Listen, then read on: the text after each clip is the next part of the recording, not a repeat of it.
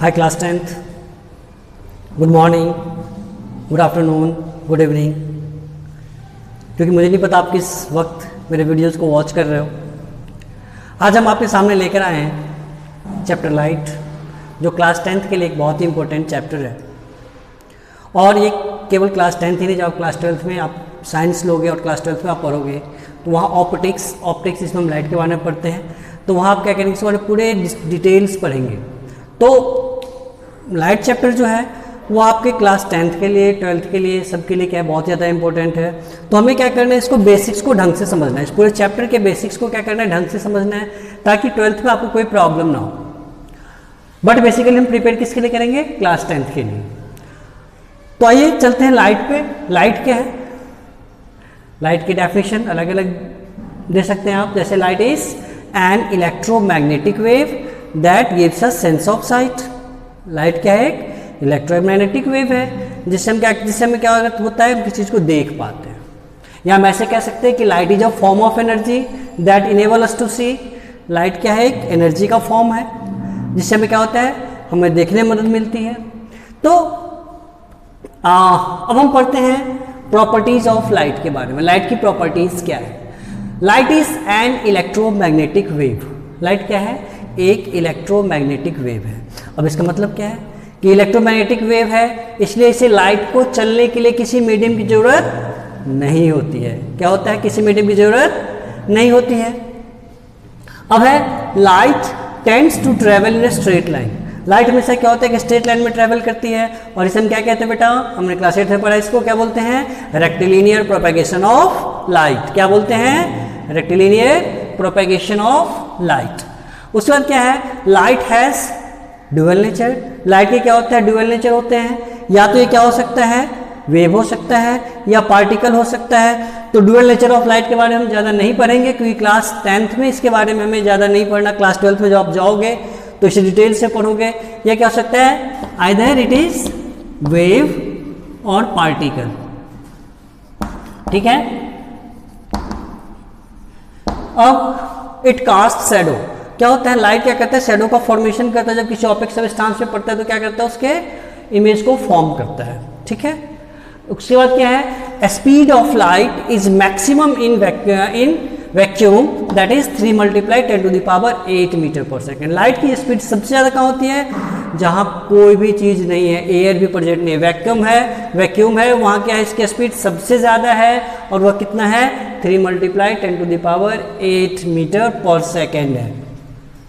अब क्या है कि when light falls on any surface following may happens.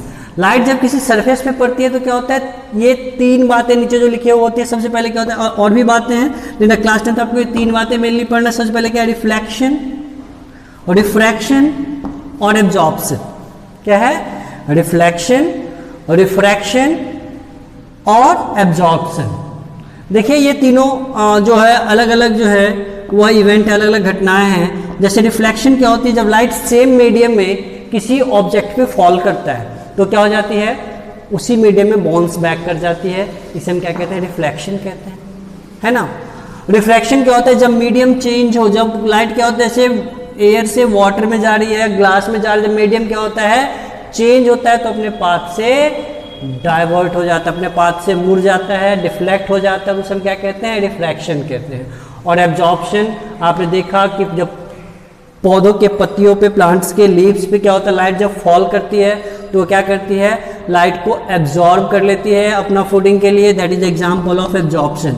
और हम क्या करते हैं, सबको डिटेल से पढ़ते हैं। तो हमारा जो पहला टॉपिक है इस चैप्टर का, वो हमें क्या पढ़ना है, रिफ्लेक्शन के बारे में। तो हम सबसे पहले रिफ्लेक्शन के बारे में पढ़ते हैं कि रिफ्लेक्शन क्या होता है और लॉज ऑफ रिफ्लेक्शन क्या है। सो बच्चों, स्टूडेंट्स, अब हमें क्या पढ़ना है, रेज के बारे में। रेज क्या होता है, अ straight line that is drawn in the propagation of direction of light. Light की डायरेक्शन लाइट जब जा रही है उस डायरेक्शन में एकदम एक स्ट्रेट लाइन खींचते हैं, क्या कहते हैं, रे कहते हैं।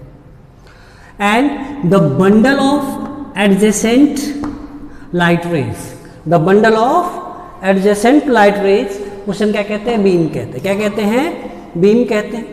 क्योंकि हमें रिफ्लेक्शन को समझने के लिए इन चीज़ों को समझना जरूरी है। अब क्या है, diverging beam, when ray of light arise from a small source and moves out in different direction, that is called diverging beam. That is called diverging beam. When rays of light arise from a point source or very small source and moves out in different direction, that is called diverging beam. Now converging beam क्या होता है कि when rays of light coming from a large source, जब source क्या हो बहुत बड़ा हो and all the rays meet at a point, that is called converging beam. Okay, कोई प्रॉब्लम? तो हमने रेज और बीम के डिफरेंट टाइप्स के बारे में पढ़ लिया और हमें पढ़ना है कि रिफ्लेक्शन क्या होता है.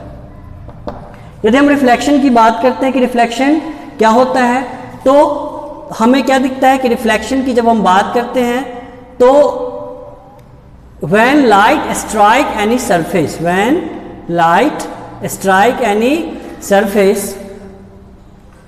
it bounces back into the same medium. When light strike any surface, it bounces back into the same medium, that is called reflection of the light. मतलब जब लाइट क्या होता है, जैसे आप एक बॉल को फेंक रहे हो और बॉल आपके पास वापस आ रहा है, वैसे लाइट जब किसी क्या होता है सरफेस से टकराता है और क्या कहते हैं उसी मीडियम में वापस लौट जाता है, तो इसे हम क्या कहते हैं, इसे हम कहते हैं रिफ्लेक्शन ऑफ लाइट. अब रिफ्लेक्शन ऑफ लाइट के लिए आपको समझना पड़ेगा कुछ टर्म्स को, जैसे एक सोर्स से क्या हो रही है, लाइट आ रही है. जैसे हम बात करते हैं, देखिए एक सोर्स है और सन को एक सोर्स मान लेते हैं, वहाँ से एक रे ऑफ लाइट आ रही है और क्या हो रही है, एक स्मूथ सरफेस से टकराती है. तो इसका डेफिनेशन इसी से मिल जाएगा हमें कि the ray that strike any smooth surface या reflecting surface is called incident rays, and the rays that reflected after striking any reflecting surface, it is called reflected rays. गिरने के बाद क्या हो रहा है, रिफ्लेक्ट हो रहा है, मुड़ जा रहा है उसी डायरेक्शन में. और तीसरा क्या है, नॉर्मल लाइन. नॉर्मल लाइन क्या होता है, normal line is an imaginary line that make 90 degree angle, that make a 90 degree angle from reflecting surface is called normal line. ठीक है, अब क्या है, ये एक स्मूथ सरफेस है, रिफ्लेक्ट हो रहा है. अब इसी के बेस पे हमें क्या पढ़ना है, हाँ ये दो बात हमें और पढ़ना है. एक क्या है, angle of incidence. Angle of incidence क्या होता है, the angle that is formed by incident rays and normal line, that is called angle of incidence. उसे हम क्या कहते हैं, angle of incidence. The angle that is formed by incident rays and normal line, that is called angle of incidence. Next हमारे पास क्या है, angle of reflection. Angle of reflection क्या होता है, इसमें क्या कहते हैं, एंगल ऑफ रिफ्लेक्शन कहते हैं. तो the angle that is made by reflected raise, मतलब इस वाले रेज से, और normal line, the angle that is made by reflected rays and normal line is called angle of reflection. तो हमने क्या देखा, एंगल ऑफ रिफ्लेक्शन देखा. अब इसके बेस पे हमें क्या पढ़ना है, लॉज ऑफ रिफ्लेक्शन को पढ़ना है. लॉज ऑफ रिफ्लेक्शन क्या कहता है कि angle of incidence is always equal to angle of reflection. ये वाला एंगल हमेशा इस वाला एंगल क्या होगा, बराबर होगा. ठीक है, दूसरा क्या है कि incident rays, reflected rays and normal line all lie in the same plane. वो सभी क्या होते हैं, तीनों क्या होते हैं, एक ही प्लेन में लाई करते हैं. तो इसे हम क्या कहते हैं, लॉज ऑफ रिफ्लेक्शन कहते हैं. अब देखिए रिफ्लेक्शन के भी कुछ टाइप्स होते हैं, जिसे हम क्या कहते हैं, diffuse reflection and regular reflection. देखो लाइट जब क्या करती है, किसी ऐसे सरफेस से टकराती है, यदि हम बात करें लाइट जो है एक पॉइंट और एक सोर्स से आ रहा है और क्या कर रहा है कि एक स्मूथ सरफेस से टकराता है, तो क्या होगा, वह एक दूसरे के पैरेलल क्या होते हैं, सारे रे ऑफ लाइट क्या होते हैं, दूसरे के पैरेलल क्या होते हैं, रिफ्लेक्टेड हो जाते हैं. जैसे मान लीजिए कि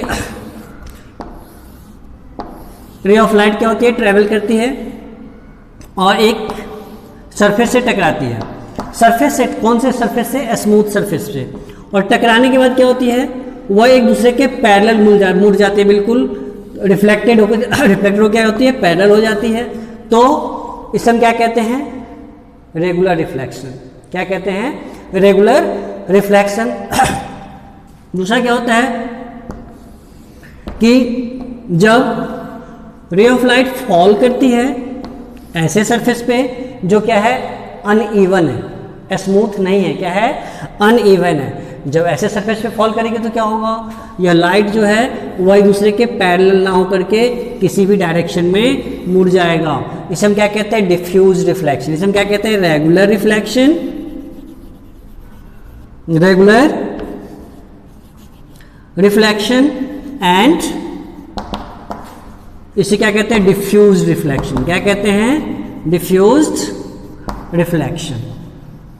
ठीक है बेटा, तो ये रिफ्लेक्शंस के सारे टर्म्स हैं। और हमें किसके बारे में पढ़ना है, हमें पढ़ना है, देखो बेटा हमें क्या पढ़ना है इमेज। इमेज क्या होता है, जैसे कि यहाँ पे लिखा है कि all the ray of light that strike the mirror are reflecting according to laws of reflection. जितने भी रेज ऑफ लाइट का सोर्स से निकल किसी चीज से टकरा के निकलते हैं, रिफ्लेक्ट होके निकलते हैं, और तो वो क्या करते हैं लॉज ऑफ रिफ्लेक्शन को फॉलो करते हुए एक पॉइंट पे एक रेप्लिका बनाते हैं। रेप्लिका मीन्स प्रतिकृति, ठीक है, प्रतिकृति बनाते हैं। और इसी प्रतिकृति को हम क्या कहते हैं इमेज कहते हैं। और तो इमेज का डेफिनेशन तो आपको समझ में आ गया होगा कि जो भी रे ऑफ लाइट होती है वह एक पॉइंट पे रिफ्लेक्शन के बाद एक पॉइंट पे टकराती है, और उसी पॉइंट पे क्या होता है एक सेम जो है ऑब्जेक्ट और दिखता है, उसे हम क्या कहते हैं इमेज कहते हैं। ठीक है, अब ये इमेज क्या दो टाइप का है, real image and virtual image. तो अब हम पढ़ते हैं रियल इमेज और वर्चुअल इमेज क्या होता है। इमेज ना आपको जो पढ़ना है दो टाइप के, रियल और वर्चुअल। तो रियल इमेज क्या होता है, जो लाइट के रेज के एक्चुअल इंटरसेक्शन से क्या होता है बनता है। तो क्या है formed when light rays actually meet.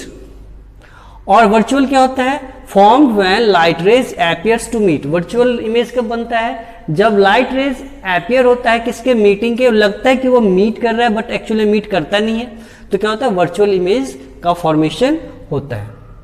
हम रियल इमेज को स्क्रीन पे ऑब्टेन कर सकते हैं बट वर्चुअल इमेज को स्क्रीन पे ऑब्टेन नहीं कर सकते हैं। ठीक है, यह जो रियल इमेज होता है हमेशा इन्वर्टेड होता है, और वर्चुअल इमेज जो होता है हमेशा क्या होता है इरेक्ट होता है। मतलब ये क्या होता है हमेशा उल्टा होता है डाउनवर्ड डायरेक्शन, और ये क्या होता है हमेशा सीधा होता है इरेक्ट होता है। ठीक है, और इसका एग्जाम्पल है कि जो सिनेमा जो आप देखते हैं मूवीज जो देखते हैं उसके स्क्रीन पर जो इमेज बनता है वह क्या होता है रियल इमेज होता है। और जो वर्चुअल इमेज है वह कहाँ बनता है प्लेन मिरर में, और कन्वेक्स मिरर में जो इमेज बनता है वो किसका एग्जाम्पल है, तो वर्चुअल इमेज के एग्जाम्पल है। अब हमें पढ़ना है ये मिरर क्या होते हैं। ठीक है, तो हम अगला जो हम टॉपिक पढ़ रहे हैं वो मिरर के बारे में पढ़ रहे हैं। ठीक है, तो बेटा अब हमें क्या पढ़ना है मिरर। जब हम मिरर की बात करते हैं तो मिरर क्या है a smooth and highly polished surface. The smooth and highly polished surface is called mirror. अब मिरर क्या होते हैं दो टाइप के होते हैं, plane mirror and curve mirror. Plane mirror और कर्व मिरर। तो कर्व मिरर के दो टाइप हैं, spherical mirror and parabolic mirror. Spherical mirror, the mirror that is a part of a sphere is called spherical mirror. और ये जो spherical mirror होते हैं वो दो टाइप के होते हैं, कनकेव और कॉन्वेक्स। ये क्या है देखो ये अंदर की ओर है, इसका ये क्या है, ये जो इसका रिफ्लेक्टिंग सरफेस है वो क्या है ये क्या है अंदर धंसा हुआ है। केव मीन्स गुफा, या अंदर की ओर धंसा हुआ है, इसे हम क्या कहेंगे कनकेव मिरर। और इसका क्या है कि तो इसको हम कैसे डिफाइन करें कनकेव मिरर को, तो the mirror whose reflecting surface is bent inside is called concave mirror। concave mirror के लिए आप चम्मच के जिस भाग से आप खाते हो उसको देखो तो क्या है concave mirror की तरह ही होता है। और convex mirror, the mirror whose reflecting surface is bulging outwards, जिसकी रिफ्लेक्टिंग सरफेस क्या होता है बाहर की ओर उभरा हुआ होता है। ठीक है, ऐसा होता है जैसे चम्मच का अपोजिट दैट साइड। तो क्या हो जाएगा, तो हमने क्या देखा कनकेव और कॉन्वेक्स। कनकेव में क्या होता है रिफ्लेक्टिंग सरफेस अंदर होता है, और कॉन्वेक्स में क्या होता है, ये वाला क्या होता है, रिफ्लेक्टिंग सरफेस होता है। दूसरा है पैराबोलिक मिरर, जो हमें नहीं पढ़ना है। पैराबोलिक मिरर में कब पढ़ना है, क्लास 12th में। तो ये दो टाइप हैं किसके, स्फेरिकल मिरर के और पैराबोलिक मिरर के। तो हम बात कर रहे थे किसकी, प्लेन मिरर की, कि प्लेन मिरर क्या होता है। तो जब हम प्लेन मिरर की बात करते हैं तो उसको कैसे डिफाइन करें, a highly polished plane surface, a highly polished plane surface is called plane mirror. अब अभी हमने देखा कि पॉलिश्ड सरफेस, अब मिरर में क्या होता है, सिल्वर मेटल की कोटिंग की जाती है। किसकी की जाती है, सिल्वर मेटल की कोटिंग की जाती है उसके एक सरफेस पे, और उसको प्रोटेक्ट करने के लिए क्या किया जाता है, तो लेड ऑक्साइड का लेयर चढ़ाया जाता है। जो भी आप देखेंगे जो अच्छी क्वालिटीज के मिरर होते हैं उसमें क्या होता है, एक लेयर किसकी होती है, सिल्वर मेटल की कोटिंग होती है, और दूसरा क्या होता है, लेड ऑक्साइड की कोटिंग होती है किसके ऊपर, मिरर के ऊपर। तो बेटा हमने अभी पढ़ा कि highly polished plane surface is called plane mirror. अब इस प्लेन मिरर में इमेज का फॉर्मेशन कैसे होता है, उस इमेज की प्रॉपर्टीज क्या है, कैरेक्टरिस्टिक्स क्या है। तो सबसे पहले हम देखते हैं कि एक प्लेन मिरर के अंदर उसके जो हम रे डायग्राम बना के देखते हैं उसका इमेज बनता कैसे। तो ये क्या होता है, हम देखते हैं कि हमारे जहाँ ऑब्जेक्ट है उसके ठीक मिरर के अपोजिट साइड में इमेज का फॉर्मेशन हो रहा है। इसका मतलब क्या है, इमेज क्या है, वर्चुअल है और इरेक्ट तो आपको दिख ही रहा होगा। यदि इस साइड बनता तो क्या होता है, रियल और इन्वर्टेड होता है, बट इस साइड बना तो क्या हो गया, वर्चुअल एंड इरेक्ट हो गया। इस पर हम अभी पढ़ेंगे आगे, इस टॉपिक पे अभी और भी पढ़ेंगे। अब है देखो, ऑब्जेक्ट की साइज और इमेज की साइज क्या है, इक्वल है। मतलब प्लेन मिरर की सबसे पहली जो कैरेक्टरिस्टिक हमने लिखा है, क्या लिखा है कि ये वर्चुअल एंड इरेक्ट होता है। इसमें जो इमेज बनता है वो इमेज क्या होता है, वर्चुअल होता है और इरेक्ट होता है। दूसरा क्या होता है, size of image is equal to size of object. Image की जो साइज होती है वह ऑब्जेक्ट की साइज के क्या होती है, इक्वल होती है। जैसे जितना बड़ा इमेज उतनी बड़ी ऑब्जेक्ट, मतलब ऑब्जेक्ट जितनी बड़ी होगी इमेज का फॉर्मेशन उतना बड़ा ही होगा। और थर्ड क्या है, image is as far as behind the mirror object is in front of it. Object को हम जितना मिरर के फ्रंट ले रखेंगे इमेज क्या होगा, उतना दूर जाके बनेगा। ठीक है, क्या ऑब्जेक्ट जितना फ्रंट में होगा उसका जो इमेज होगा वो क्या होगा, उतना मिरर के पीछे जाके बनेगा। और यह क्या करता है, लेटरल इन्वर्जन शो करता है। तो लेटरल इन्वर्जन क्या होता है, लेटरल इन्वर्जन आपने पढ़ा होगा कि when right side appear to be left and left side appear to be right, it is called lateral inversion. यह प्लेन मिरर की एक प्रॉपर्टी है। आपने देखा होगा इसे एक मेन कैरेक्टरिस्टिक है प्लेन मिरर की कि वो लेटरल इन्वर्जन को शो करता है। आपने इसीलिए देखा होगा कि जो एम्बुलेंस होता है, एम्बुलेंस क्या होता है, लेटरली इन्वर्स लिखा होता है। क्यों लिखा होता है, क्योंकि ये लेटरली इन्वर्स्ड है। देखेंगे उसमें उल्टा लिखा होता है एम्बुलेंस, बिल्कुल साइडवाइज क्या होता है, वो अपोजिट लिखा होता है। तो वो इसलिए लिखा होता है क्योंकि जो सामने में जो व्हीकल है उस व्हीकल के मिरर में उसका इमेज कैसा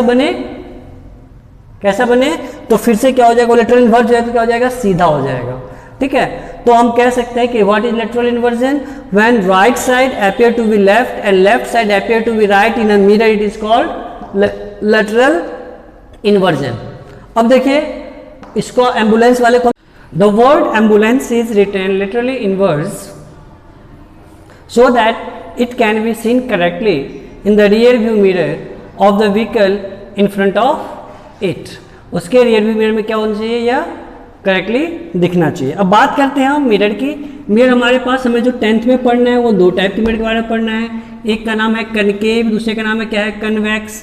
कनकेव क्या होता है, the mirror that has reflecting surface inward, जिसकी रिफ्लेक्टिंग सरफेस क्या होता है, अंदर की ओर होता है, इनवर्ड होता है, उसे हम क्या कहते हैं, कनकेव मिरर। और कनकेव मिरर को हम क्या कहते हैं, कन्वर्जिंग मिरर भी कहते हैं, क्योंकि यह क्या करता है, पॉइंट सारे लाइट रे ऑफ लाइट को एक जगह क्या करता है, कन्वर्ज करता है। क्या कहते हैं, कन्वर्जिंग मिरर। ठीक है, दूसरा इसको हम क्या कहते हैं, कन्वेक्स मिरर। क्या कहते हैं, कन्वेक्स मिरर, क्योंकि यह क्या करता है, यह इसकी जो रिफ्लेक्टिंग सरफेस है वह कहाँ है, बल्गिंग आउटवर्ड्स है, बाहर की ओर उभरा हुआ है। The mirror that has reflecting surface bulging outwards is called convex mirror. और कन्वेक्स मिरर में क्या है, तो कन्वेक्स मिरर में हमने क्या देखना है, किसी रिफ्लेक्टिंग सरफेस क्या है, बाहर की ओर निकला हुआ है, और इसको हम क्या कहते हैं, डाइवर्जिंग मिरर कहते हैं। क्या कहते हैं, डाइवर्जिंग मिरर। ठीक है बेटा, तो हमने क्या पढ़ लिया, कन्वर्जिंग मिरर भी समझ लिया और डाइवर्जिंग मिरर भी समझ लिया। अब हम देखना है कि हमें कौन कौन से टर्मिनोलॉजी यूज करना है एक मिरर के लिए। तो बेटा ये सारे टर्म्स हमें एक मिरर को पढ़ने के लिए, हमें सारे टर्म्स को समझना हमारे लिए क्या है, बहुत ही ज़्यादा जरूरी है। तो सबसे पहले हम पढ़ते हैं प्रिंसिपल एक्सिस। प्रिंसिपल एक्सिस क्या होता है, the straight line joining pole and centre of curvature. Pole क्या होता है, सेंटर ऑफ द मिरर को हम पोल कहते हैं, है ना। ये एक सीधी लाइन जो किसको जोड़ती है, पोल को जोड़ती है, और सेंटर ऑफ कर्वेचर को जोड़ती है, उसे हम क्या कहते हैं, उसे हम क्या कहते हैं, प्रिंसिपल एक्सिस कहते हैं। क्या कहते हैं बेटा, उसे हम कहते हैं प्रिंसिपल एक्सिस। नेक्स्ट क्या है बेटा, हमें पढ़ना है पोल। पोल क्या है, centre of the mirror. Mirror के सेंटर को क्या कहते हैं, पोल। ठीक है बेटा, कोई दिक्कत हो तो बताना आप मैसेज करके मुझे। उसके बाद क्या, aperture, the reflecting surface of mirror. ये जो पूरा इसका जो सरफेस है जहाँ से लाइट रेज रिफ्लेक्ट हो सकती है, उसे हम क्या कहते हैं, अपर्चर कहते हैं। क्या कहते हैं, अपर्चर कहते हैं।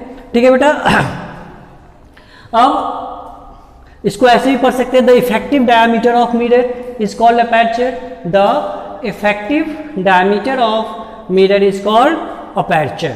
अब हमारे पास क्या है, सेंटर ऑफ कर्वेचर। अब देखो हमने भी क्या पढ़ा कि जितने भी मिरर हैं वह क्या है, किसी गोले के पार्ट है, किसी स्फीयर के क्या है, पार्ट है। तो क्या हो जाएगा, सेंटर ऑफ कर्वेचर क्या हो जाएगा, the centre of hollow sphere from which mirrors are made. वह गोला जिसके क्या हुआ है, सारे मिरर्स बने, उसके सेंटर को हम क्या कहते हैं, सेंटर ऑफ कर्वेचर कहते हैं। ठीक है, अब क्या है, हमने यहाँ पर इसे कंसीडर कर लिया है।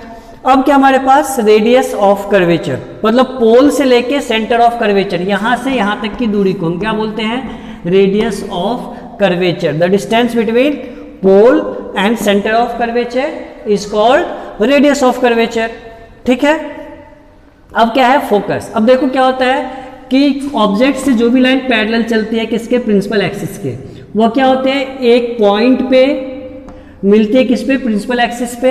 इस पॉइंट को हम क्या कहते हैं, फोकस कहते हैं। जो भी रे ऑफ लाइट जाएगी और रिफ्लेक्शन के बाद क्या होगी, इसी पॉइंट पे आके मिलेगी, तो इसे हम क्या बोलते हैं, क्या बोलते हैं, इसे हम बोलते हैं फोकस। ठीक है, तो it is a point on principal axis. Principal axis पे क्या होता है, यह पॉइंट होता है where all the rays of the light parallel to principal axis. जो भी लाइट पैरेलल होता है वो क्या होता है, रिफ्लेक्शन का पर क्या करती है, मीट करती है। ठीक है, मीट आफ्टर रिफ्लेक्शन, यहां पे आप एक टर्म जोड़ देना है, आफ्टर रिफ्लेक्शन। ठीक है बेटा, अब क्या हमारे पास, फोकल लेंथ। फोकल लेंथ क्या होता है, the distance between pole and focus. The distance between pole and focus, मतलब यहां से यहां तक की दूरी को हम क्या कहते हैं, हम इसे कहते हैं फोकल लेंथ। क्या कहते हैं इसे, फोकल लेंथ कहते हैं। तो ये जो है टर्मिनोलॉजी हमें यूज करना है।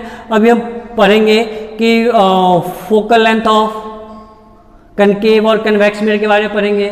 ठीक है, तो बेटा हम बात कर रहे थे principal focus of concave mirror क्या होता है, क्योंकि पेपर में आपको अलग अलग डिफाइन करने के लिए आएगी। Principal focus of concave mirror, principal focus of convex mirror, आपको डिफाइन करें तो कैसे करोगे, लिखेंगे कि all the rays that goes parallel to the principal axis, it converges at a point after reflection. In concave mirror it is called principal focus of concave mirror.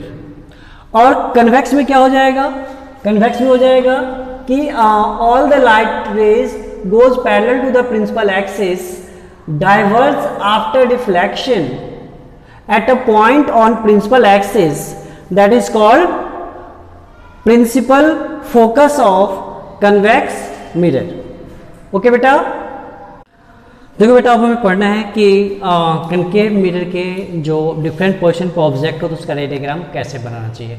But रे diagram को बनाने से पहले हमें क्या देखना होगा कि उसके क्या क्या रूल्स हैं, कैसे हम उसको बनाएंगे। तो पहला रूल क्या है, rays parallel to the principal axis passes through principal focus after reflection. जो भी रेज पैरेलल चलती है किसके, प्रिंसिपल एक्सिस के, वो क्या होती है, रिफ्लेक्शन के बाद कहाँ मिलती है, फोकस पे मिलती है। कहाँ मिलती है, फोकस पे। ध्यान से समझिएगा, बहुत आसान लगेगा आपको रे डायग्राम बनाना, आपके बाएं हाथ का खेल हो जाएगा। ठीक है, फिर क्या कहता है, a ray passes through the principal focus. जब कोई भी रे प्रिंसिपल फोकस से पास होती है तो वह क्या करती है, वह पैरेलल हो जाती है प्रिंसिपल एक्सिस के। It become parallel to principal axis after reflection. और यदि कोई भी रे ऑफ लाइट क्या करती है, सेंटर ऑफ कर्वेचर से गुजरती है, किससे गुजरती है, सेंटर ऑफ कर्वेचर से गुजरती है, तो क्या होता है, वो उसी पाथ पे क्या होता है, वो क्या करता है, बैक हो जाता है, रिफ्लेक्टेड बैक हो जाता है सेम पाथ पे।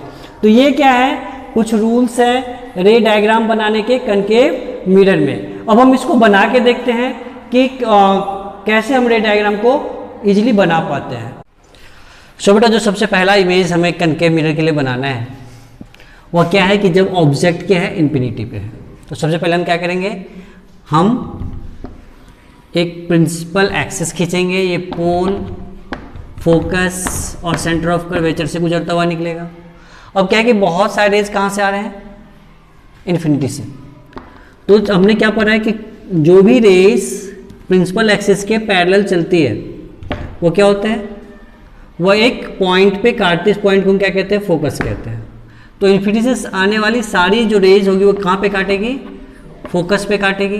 तो इस प्रकार जो इमेज जो बनेगा इसका कहाँ बनेगा, फोकस पे बनेगा। तो इसको हम कैसे लिखेंगे, नेचर ऑफ, सबसे पहले हम क्या लिखेंगे, नेचर। नेचर क्या है इसका, नेचर है real and inverted, real and inverted. And second क्या हमारे पास कि पोजीशन, पोजीशन क्या है, कहाँ पे बना इमेज, पोजीशन ऑफ इमेज कहाँ पे है, वो है फोकस पे। कहाँ पे है, फोकस पे। ठीक है, हम लिखेंगे एट एफ लिख देंगे। ठीक है, और साइज क्या है, हम अगला क्या लिखेंगे, size of the image. Size क्या है इमेज की, इमेज की साइज क्या है, बहुत छोटा है। क्या लिखेंगे, हाईली डिमिनिश्ड। क्या लिखेंगे, हाईली डिमिनिश्ड।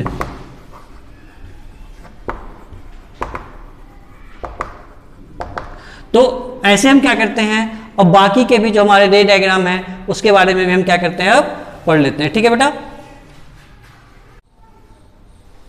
अब क्या होगा, हमारा ऑब्जेक्ट क्या है, बियॉन्ड सी है। तो हमने क्या करना है,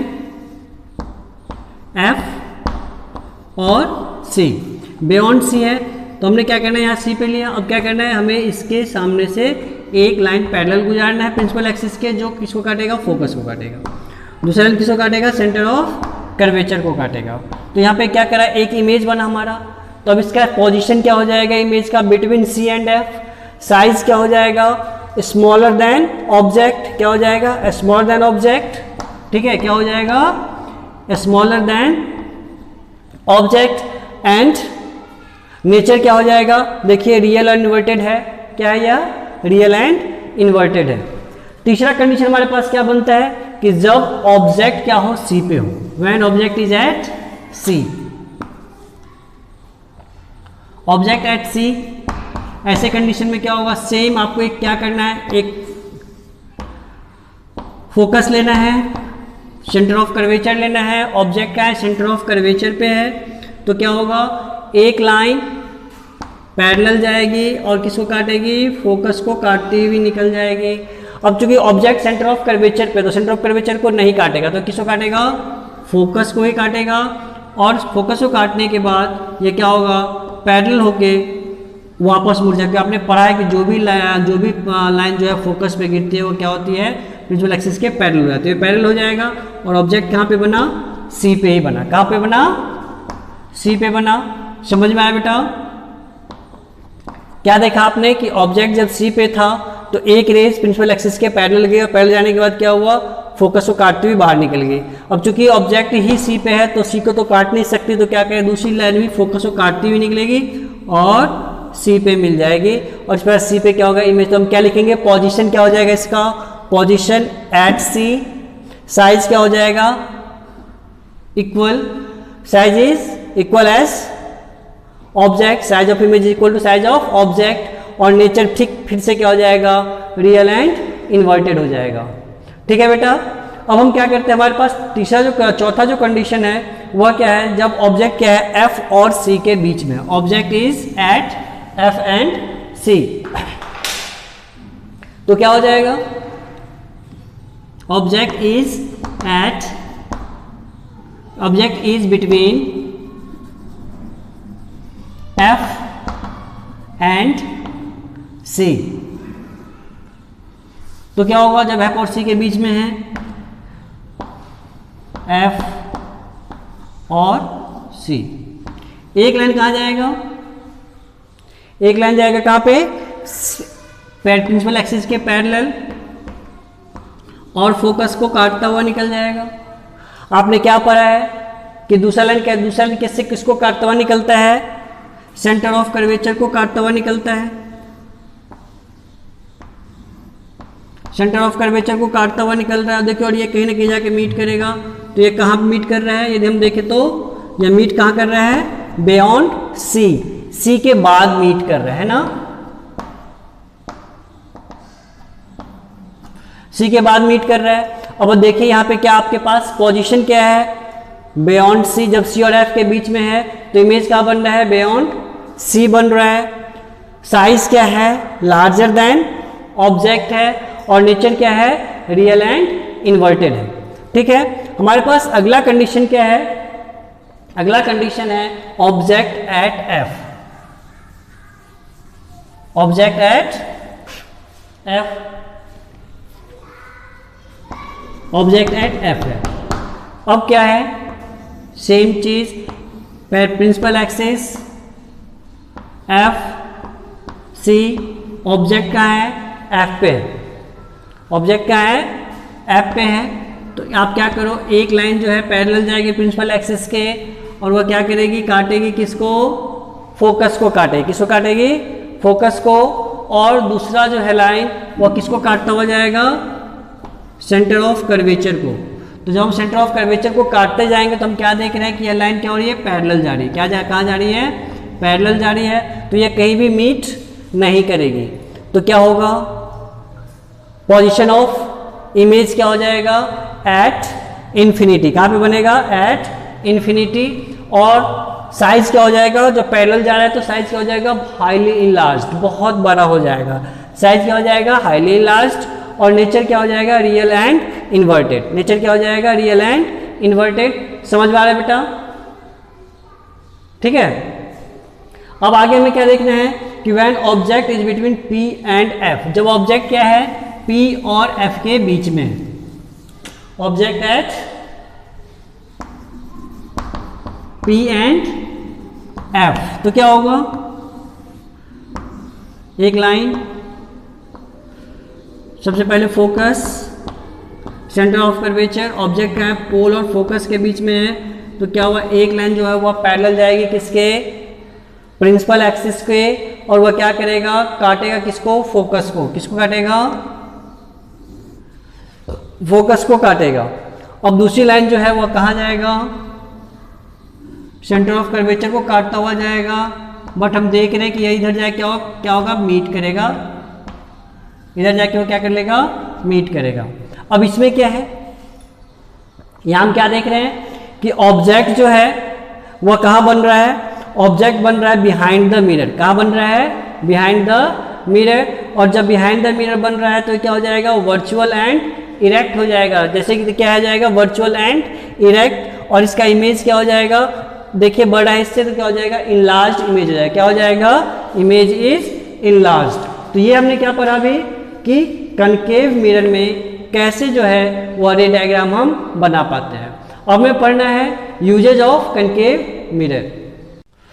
तो देखो बेटा, अब हमें रे डायग्राम किसके लिए बनाना है, रे डायग्राम हमारा किसके लिए, अब कन्वेक्स मिरर के लिए, किसके लिए है, कन्वेक्स मिरर के लिए। इसमें दो कंडीशन है, पहला कंडीशन जब ऑब्जेक्ट क्या है, इन्फिनिटी पे है, क्या ऑब्जेक्ट इन्फिनिटी पे है, जब ऑब्जेक्ट इन्फिनिटी पे है तो हम क्या देखते हैं कि सारे रेज जो है आफ्टर रिफ्लेक्शन किसको काट रहा है, फोकस को काट रहा है, किसको काट रहा है, फोकस को काट रहा है।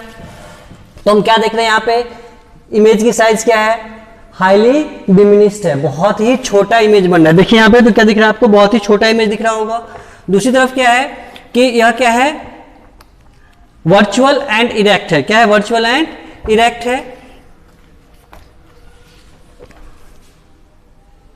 और दूसरा कंडीशन हमारे पास क्या है, जब ऑब्जेक्ट का है पोल और इन्फिनिटी के बीच में है।